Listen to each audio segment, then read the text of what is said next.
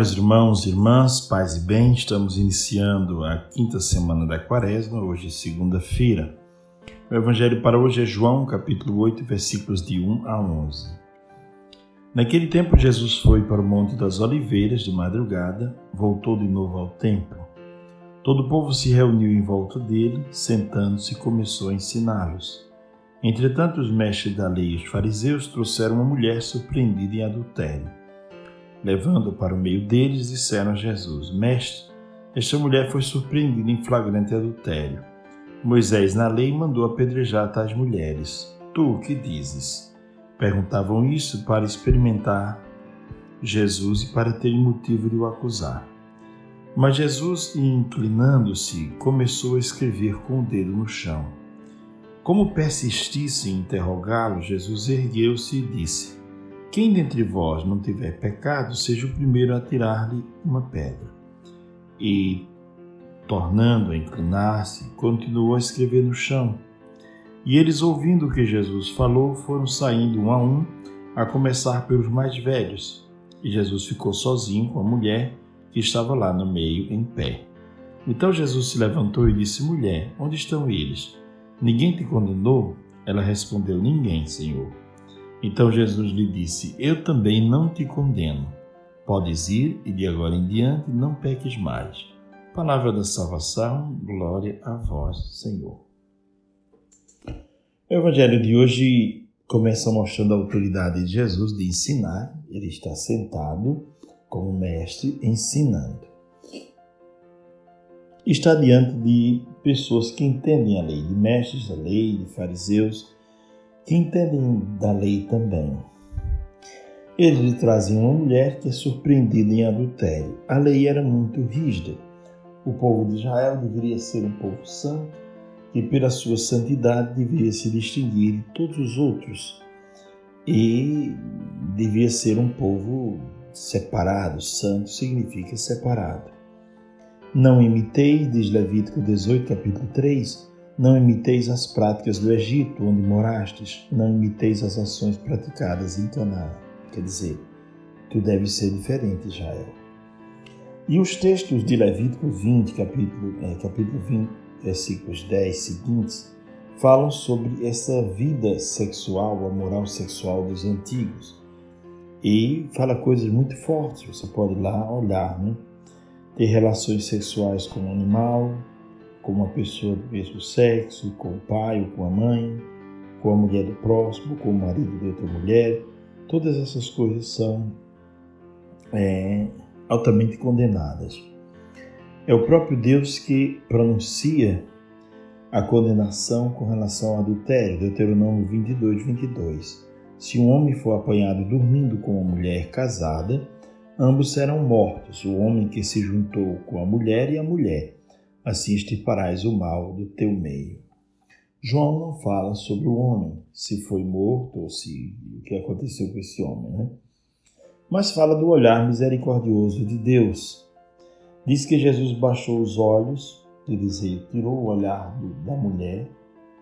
Primeiro porque ele era o único puro ali, que não via mulher com olhar de pecado, nem com desejo de possuí-la. Os outros sim. Ele baixou o olhar e começou a escrever no chão, lembrando Gênesis 3, lembra-te que és pó, quer dizer, e ao pó voltarás. Lembrando a todos que estavam ali presentes que todos eram pó, todos tinham pecado também, todos tinham fraquezas.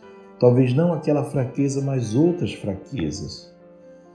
O mestre Eckhart diz algo muito belo sobre isso, diz: Deus não olha para o mal que o homem faz, não se interessa pelos seus pecados. Belo isso. Jesus será condenado também por essa visão de um Deus bondoso, né?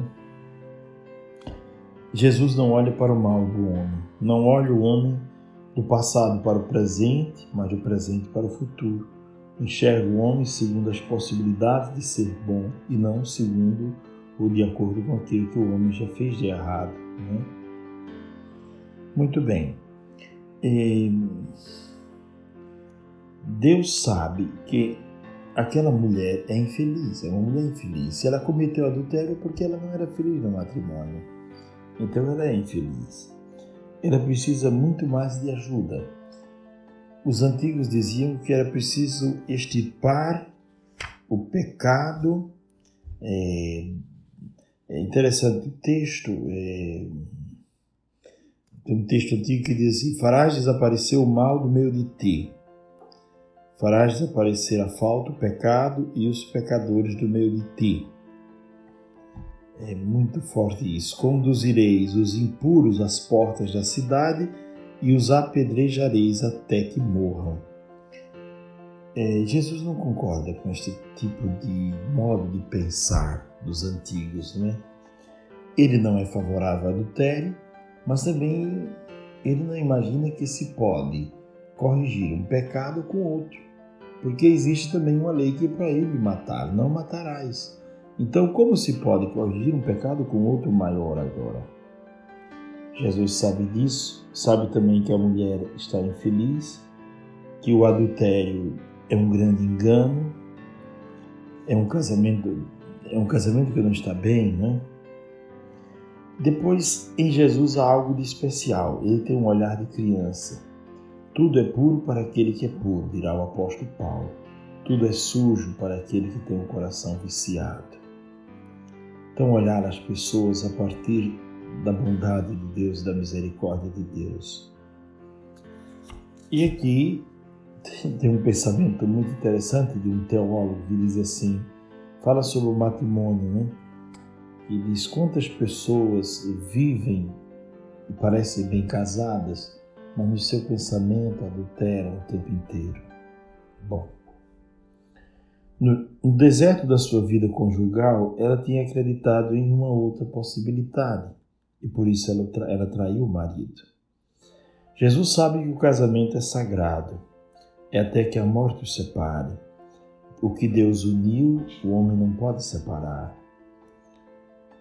Mas Jesus sabe também que não é possível que um pecado seja punido com a morte, não é? E agora, o que fazer? Em vez de procurar matar a mulher, Jesus deseja que ela seja curada, que ela seja recuperada. O profeta Ezequiel diz: Deus não quer a morte do pecador, mas que ele se converta e recupere a vida dentro de si. Muito bem, caros irmãos e irmãs, os ensinamentos desse texto são muitos. Jesus, começando a escrever no chão, faz aqueles homens pensarem nas contradições que existem dentro dos seus corações, que eles não tinham condição de julgar os outros. E assim, começando pelos mais velhos, porque quanto mais velho, certamente mais ponderado, mais misericordioso e mais branda a pessoa, para começar dos mais velhos começaram a sair dali. Não se pode, com a finalidade de fazer respeitar a lei, acrescentar um assassinato a um adultério. Jesus é o único puro. Ele diz: quem não tiver pecado, atire a primeira pedra. Ele não atira, e ninguém atira também. E aquela mulher foi recuperada e reconduzida para uma vida de graça, para uma vida na graça e na misericórdia de Deus. Ele não a condenou. Ele então começa a refletir com ela, diz: agora você vá e de agora em diante não peques mais. Quer dizer, veja o que o pecado lhe causou. Veja que você quase morria, porque pecar não é uma coisa bela. O pecado, na parábola do filho pródigo, aparece como perda, não é? Ele diz: meu filho estava perdido, foi encontrado, e aparece como morte. Ele estava morto e tornou a viver. Antes de tudo, procure o reino de Deus e a sua justiça. Jesus disse para aquela mulher: procure viver na graça. Deus não está disposto a olhar os teus pecados, o teu passado, mas Deus quer que você reoriente o seu desejo, reoriente a sua vida. Que você não perca mais o seu tempo e nem viva mais segundo a carne e segundo os seus desejos, mas que você, a partir de agora, viva segundo a vontade de Deus. Seja feliz. Deus te abençoe. Que o Senhor nos dê a graça de um belo dia em conformidade com a sua santa vontade.